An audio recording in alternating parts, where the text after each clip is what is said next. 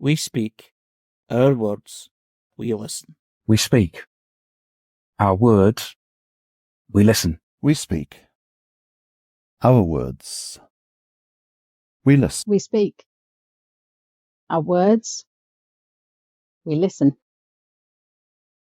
Well, we're back with the big conversation about behaviourism, ABA, and positive behavioural support.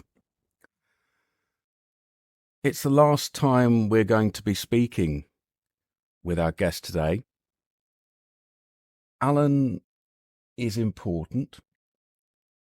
Within the Irish community, I would describe Alan as one of the progressive leaders, somebody who has an actual link to the experience of the people who receive support.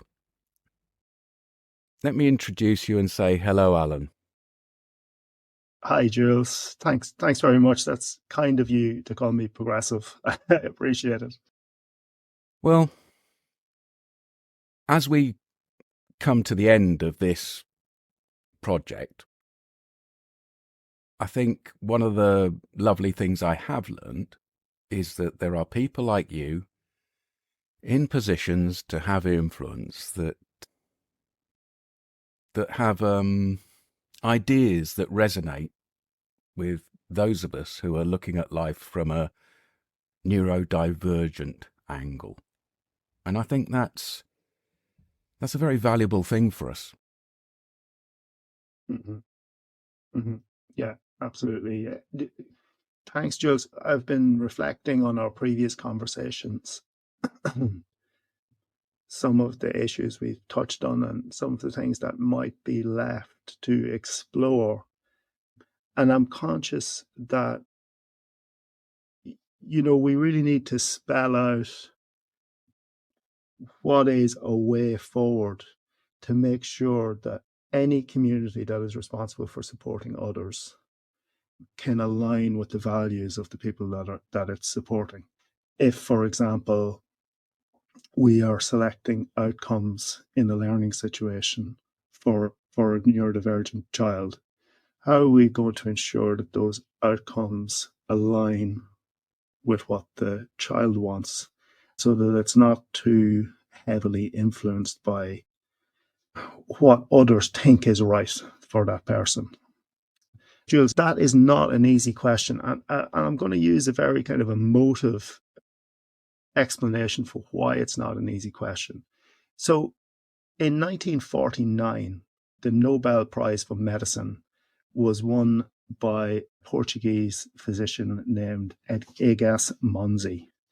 Now, Monzi won the Nobel Prize for developing the luctotomy, which is another word for a lobotomy. The lobotomy, this obliteration of personhood and of the person's neurology, went on to be practiced on tens of thousands of people in the US, in the UK, in lower numbers. It was a higher proportion of the population. One of the main proponents of this procedure in the US was a man named Freeman. We can imagine that Nobel Prize winning committee. Yeah, one flew over the cuckoo's nest, precisely. It's very evocative of that thing. We can imagine this Nobel Prize winning awarding committee making a decision about who to award. They presumably thought that they were doing a good thing at that time. And it's this idea that like the road to hell is paved with good intentions. And that is particularly the case, I think, in disability and mental health, where the values and needs of one part of a community are allowed to obliterate the personal autonomy of another. So given that, and given that they didn't know what they were doing was wrong, how do we move forward to prevent those kind of things happening again in the future? I've been ruminating. To my mind, a possible solution to that is to lean into the human rights-based approach to disability and mental health. I think by locating the rights at an individual level, it should provide a framework to prevent those kind of community or societal impacts on the individual. I think the way that will be edited is it will probably stop when you say that you are following the ideas of human rights. Cool. Yeah, whatever you think best there, Jules. You know, you've done a really good job at editing so far. I thank you for coming back and saying this is really what we need to be talking about. The Human Rights Act itself is under attack. The Human Absolutely. Rights Act is under attack from quite a large part of the population here in the UK that have been convinced that the Human Rights Act is other people from other places interfering in the local politics, and they're not seeing it as all human beings protecting us all. So I worry about only relying on the good nature of the population of our respective countries to embrace the Human Rights Act. Do you see where I might feel that? Yeah, I think it's a constant danger, and there's the old adage, the pendulum swings. Just because we've made progress in a particular direction does not mean that progress can stop and can even regress. And there are incredibly dangerous ideas within our societies at large about how some individuals pose a threat to the broader community. And I suppose that idea reached its logical conclusion in the eugenics movement. Was dominant in many areas of the world, in the US, in the UK. Indeed, like Galton, the father of eugenics, who coined the term, was also a big proponent and developed IQ tests. There's this kind of dark history of classifying people, pathologizing their individuality. It's those tendencies that we really need to be on guard for, I think. You're an odd fella. I'll take that as a compliment, Jules. Well, yeah, I feel for you, actually. I empathise with where you're coming from. You're in a profession that you recognise has a dark past, and you as a human being, I recognise in you a want and a need to make things better and change things in a practical way, and that's why you've become the person you are in the Irish Society for Behaviour Analysis. Unfortunately, I think you're an outlier, and in these 20 programs, when they're sealed up, finished, stocked and put down as a resource for people, and people come back to them in the future and say, wow, I got what Alan was saying there now, or I got what the other Alan was saying there, or I got what Andy was saying there. I think because you're an outlier, people are going to feel they missed an opportunity. Because when the things that you say become more relevant to your colleagues, the time will have passed for grasping the opportunity to speak directly to the autistic community. They will have lost their patience. Yeah. I don't know really how to respond to that, Jules. Okay, don't respond to that. That's fine. Yeah. It's a year. Today's the anniversary almost of when here on Autistic Radio we started the big conversation, behaviourism and autism. We've given it a good go, and we've achieved quite a lot during that time for us.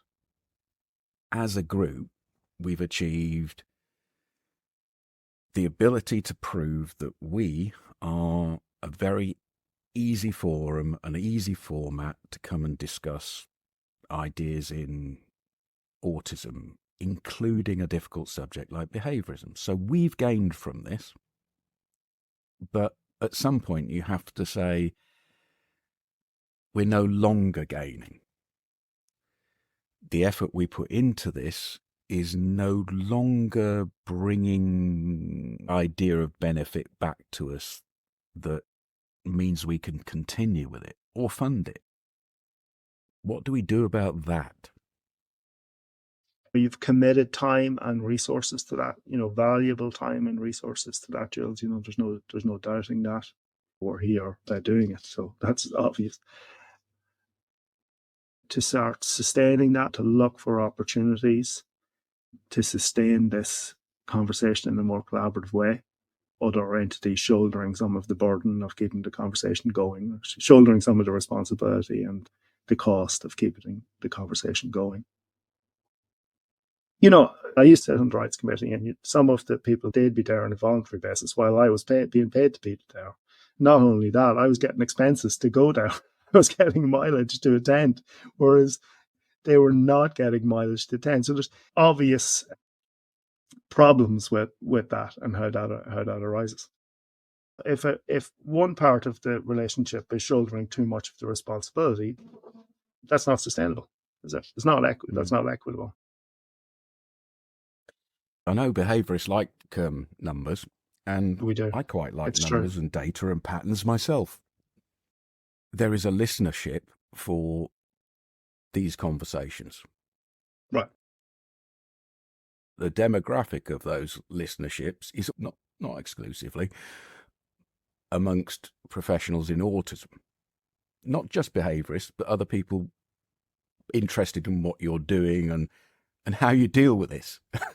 A lot of people appear to have come to this from my emails to say, let's have a look at this car crash. Let's see what happens when the behaviourists talk to the autistic advocates, and it's almost like going to a wrestling match for them, as far as I can tell from the way they discuss it in emails to me. A bit like, a dog standing up on hind legs. Can they achieve it elegantly, and can they dance? That's it. The other set of numbers is about how people share us or bring attention to us through social media. And I did an experiment with you guys. I sent you out an open letter to say, come on, guys, pull your finger out. Join in. Help us out here. Tell other people in your profession what we're doing. And there was a Friday when there was a sudden jump in the amount of people that listen to the behaviourist conversations, and a little bit of a jump in the numbers for our more autistic-based conversations. So the professionals were probably, I infer, having a little look at what else we do, just in case behind their backs we're being difficult. I don't know.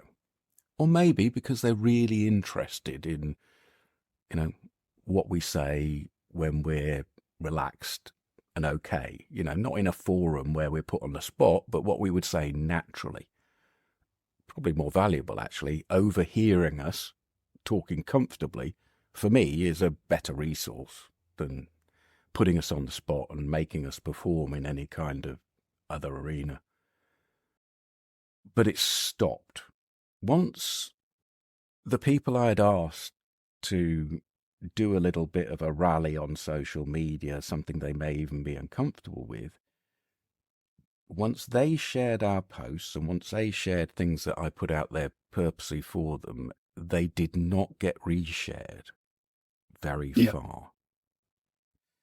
Now, the way social media works, as we know, is that one snooker ball hits two snooker balls, and the two snooker balls hit four snooker balls. And when we have this chain reaction of interest, if there is interest. If it's cats walking on their hind legs or somebody falling over, that's how it works. Amongst the behaviourist community, the people who put it out there, it came to a dead stop. That's very indicative. That's very good data. What does it indicate to you? I don't know. I've been obviously I received that, and I was one of the people who shared, evidently, and Actually, you're the best one. Well, yeah. And I suppose there was a saying in behavior analysis where you don't speak beyond the data. And if I were to start making inferences about why I think that happens, I would be speaking beyond your data there, Jules. Many of the behavioral analytic community, our own members, the members of the ISBA, they may have a small presence on LinkedIn, but they're quite conservative and reluctant to share or to put their heads above the parapet in any way. I thought you might say that. Go on. So I prepared myself and I looked at the next group of people, the people who were in the sharing, and I saw them sharing 4 or 5 other things from other people that then would get 5 or more multiples of the amounts of shares. Right. Okay. So I can directly compare people who shared our stuff and whether that got reshared to what other people shared as well, the same individuals to the same group of people, and whether that went further. Yeah, I'm with you, Jules. When the facts change, Jules, I change my mind. There's no rights or wrongs in here. I'm just trying to see if this has a future when I withdraw. When I walk back and say, look, my door's always open, come here, I've got everything set up for you, will they use it? And the absolute impression I have at this point in time is no, they won't. Mm-hmm. Mm-hmm. Yeah. Let me come at it from a different way then. Where do we want to see this? We need the community of people that are supported directing the professional activities of a professional community. And that is not just a query for behavioral science. That is a query across evidence-based practice, like public and patient involvement, so PPI. And the PPI is supposed to be there to direct what is important in terms of outcomes and what outcomes need to be included as the focus. I think that right at the center of behavioral analysis, you should have social validity. And social validity is that being led by the views and values of the people who you're directly supporting. That's central not only to behavioral science, but to the wider evidence-based practice movement. So if social validity is right at the centre, yeah, how is it that they're not jumping on board the opportunity to speak to quite a large group of very easy to talk to autistic people that we've assembled for you? I guess, for the I think you've described it before, Jules, person at the coalface, person doing their day-to-day work, they probably don't view it as their role, or they would be very reticent to do it because, they'd feel, oh, I'll get something wrong, or am I qualified to speak to this subject? And that could be some of the hesitation there. I don't feel for them. Uh-huh. I don't feel for them. I'm an autistic man with communicating difficulties, sometimes a man who actually can't bring words out of his brain.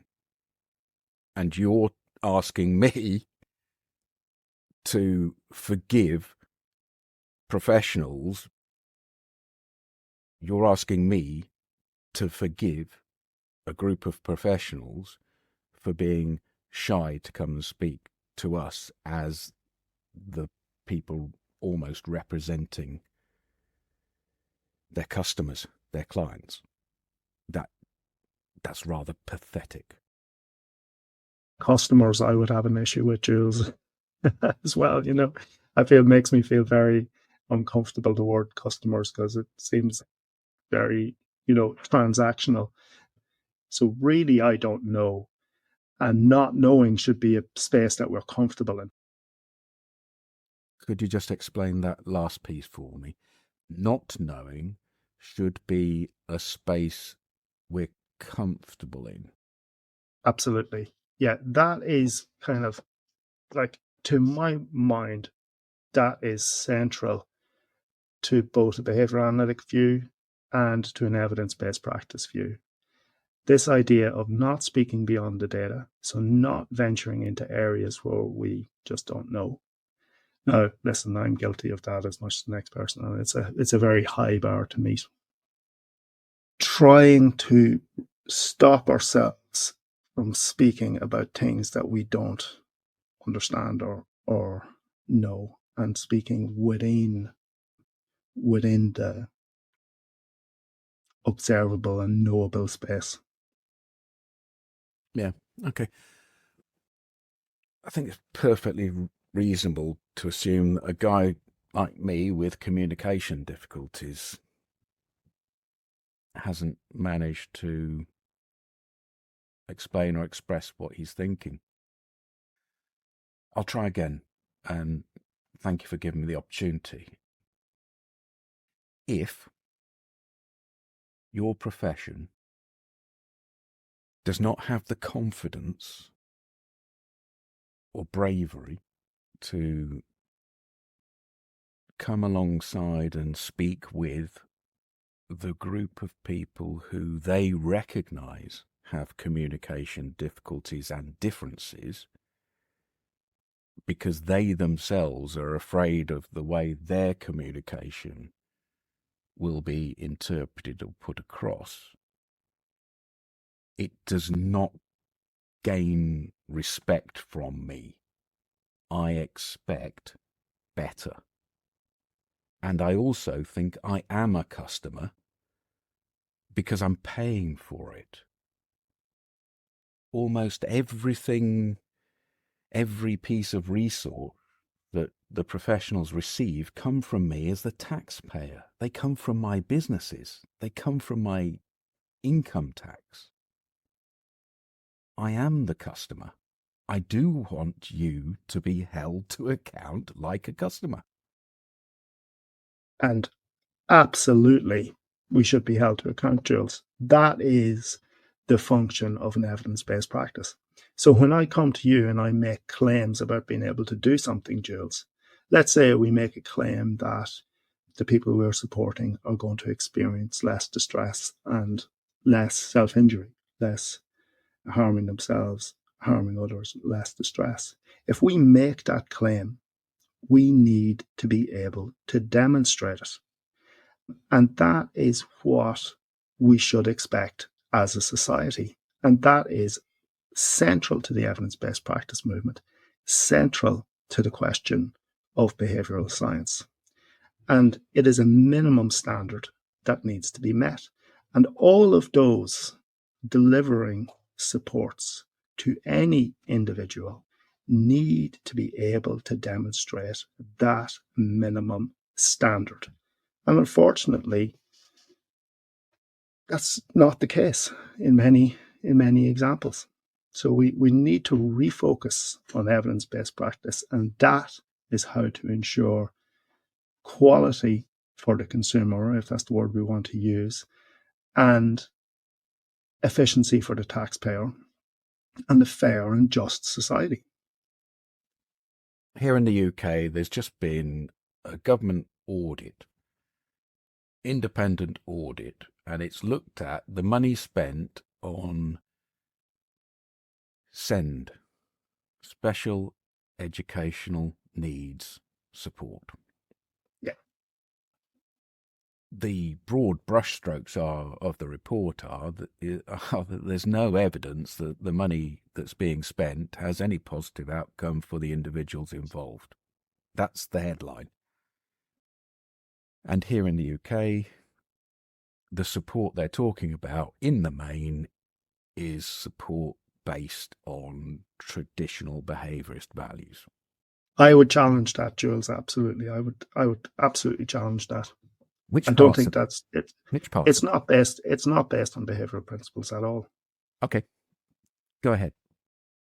It's not. It's just simply not, because like you're only talking about a very, very small community of people that actually have skills in delivering either positive behaviour support or applied behaviour analysis or anything really describing itself as behavioural.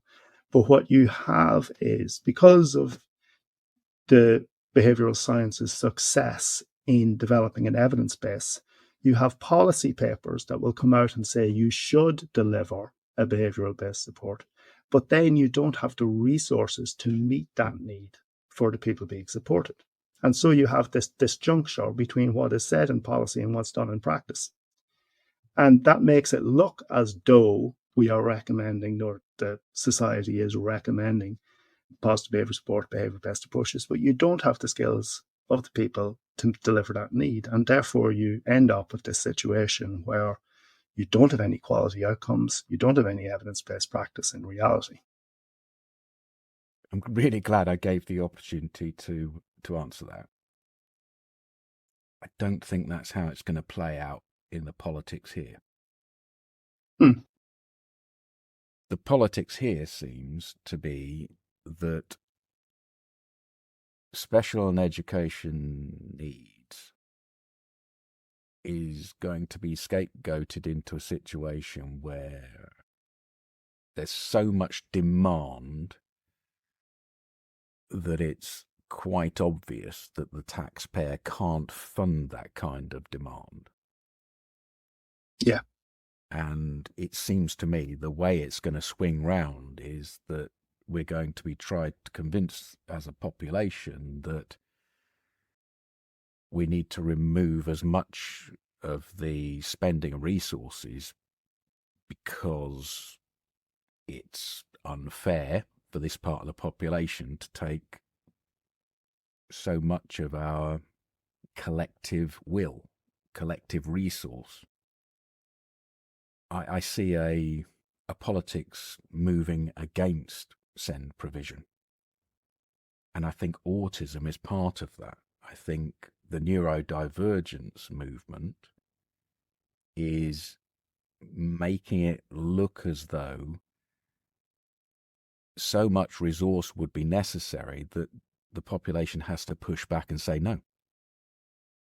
Well, that would be very sad, Jules, and that would ultimately mean people going without their needs being met, and a less inclusive society, and a less rich and vibrant society, where we could, I think what you're saying is that we could revert to a place where we're blaming people for having the needs that they have. I hope I'm not paraphrasing you too much there, Jules, but that's a risk. Yeah, I think that's an undercurrent that's happening. I still have to go back to that audited report that you've disputed, and the reason you've disputed is I think because you're saying that your profession hasn't had a good enough chance to prove it can be done better. Yeah? More or less, yeah. I'd be happy with that, yeah. Okay.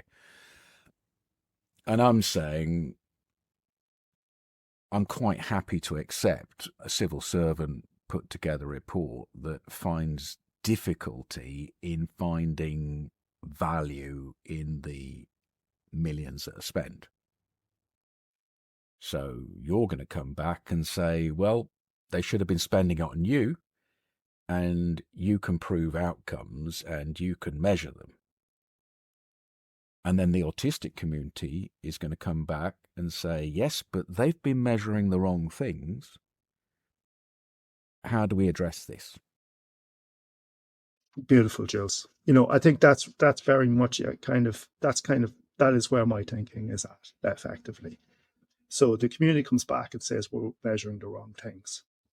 Fair enough. Yeah, absolutely. That seems reasonable to me, because we think of Igas Monzi winning the Nobel Prize for those hideous lobotomies. And why was that? It was because the outcomes were be still, be quiet, be docile. And those outcomes were valuable to that community, the ones who are running the asylums and the institutions. So then we think, okay, so we need to reframe all our outcomes. We need to reframe our outcomes to be human rights focused and focused on the needs of the communities that are receiving the support. So how do we do that? We have to build structures that allow that to go on as an iterative process. So there's continual feedback loops into the outcomes. And then in the same frame, we need a policy that is evidence-based, i.e., it is led by the outcomes. So that is the inductive behavioral science and evidence broader than that. It's an evidence-based practice approach to policy development and delivery. The next part of this, the bit you might not say, so I'll say it for you. Push in. Go on. Is that to determine what outcomes to measure, you need a full inclusion of autistic people to interpret it for you. And that's why I come back again to the conversation that I've been doing this for a year now, and I'm not seeing your profession do the things that you're advocating for. I'm not seeing them include or reach out to us to make that happen. And I think that's the key that would potentially make everything you do work better. The key is actually embracing the autistic people who are able and willing to help you reframe some things that will multiply the value of what you do. Yeah, we're very much on the same page about that, Jules. That I view that as the key as well. I think we need a process. So we need ways of continually checking and continuing the conversation so that the thinking can continue to be realigned to the values of the community. Now that makes it sounds like very in shifting sands and how do we really know, but that really is what's required. There's the extreme urgency of now.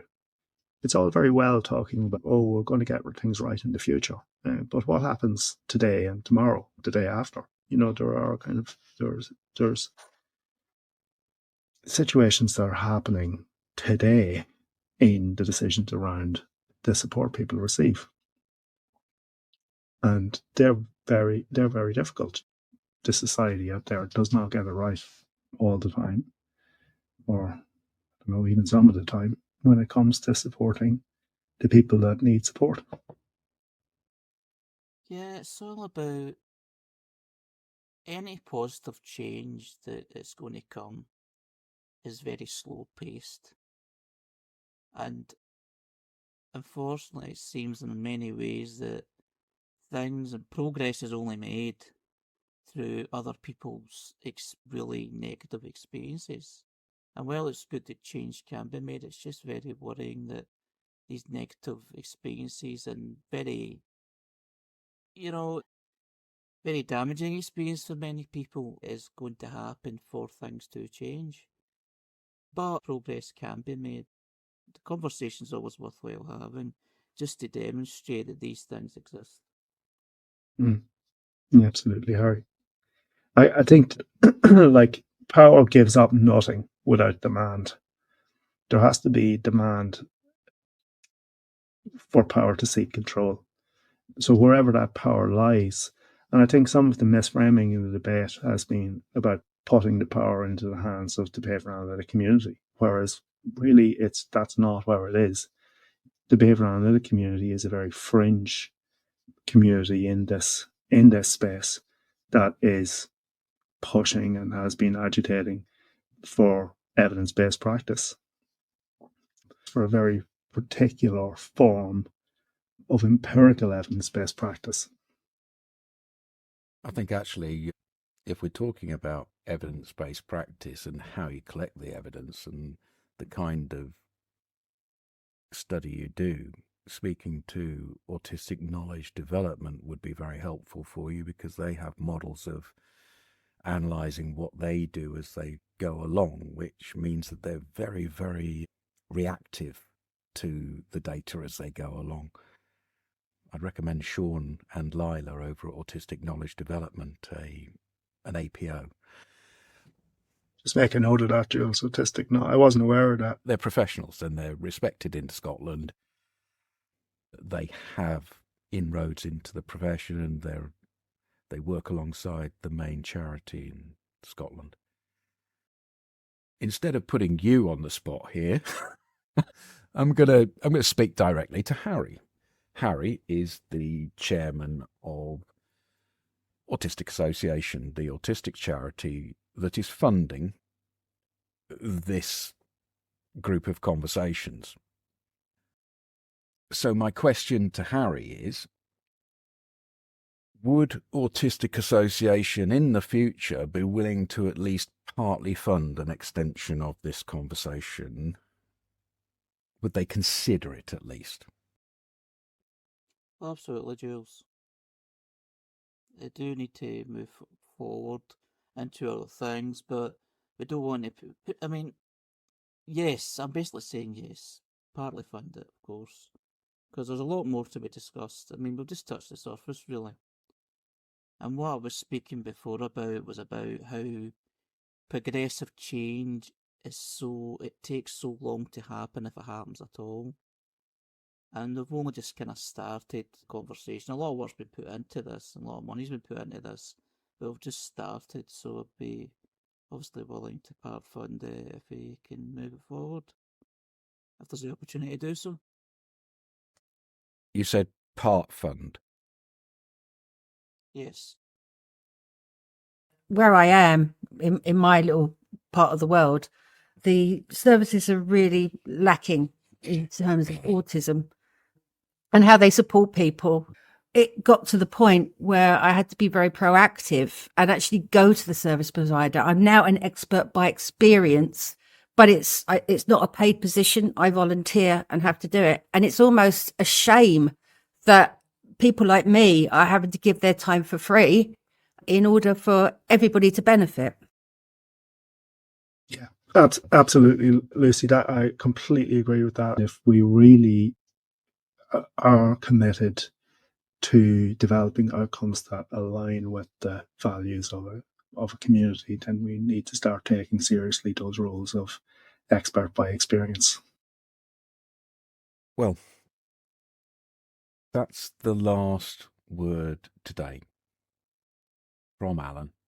And thank you, Alan, for taking part in this, the first series that I know of where autistic people speak openly and frankly, respectfully, with a growing number of people in the behaviourist community in the UK and Ireland who are asking us to understand that they themselves share many of the values that we share. Much of this conversation has, unfortunately, been about trying to continue it. Hopefully, that will happen. But if it doesn't, there's 20 programs out there as a resource for people who are new to behaviourism, new to advocacy in autism, to use as some key and interest into our thinking. Thanks for being part of that, Alan. Thanks very much, Jules. Thanks, Harry and Lucy. ABA-PBS-Behaviourism, the Big Autism Conversation, is facilitated by Autistic Association, the entirely autistic charity which funds itself so these conversations can happen. Autistic Radio is personal and it's informal, which means that those taking part speak only for themselves. If they mention an organisation that they work for or they're a member of, they're not speaking on behalf of that organisation. We shouldn't take any implication from that. It's also the case that people's opinions change over time. So while this recording is there forever, people change.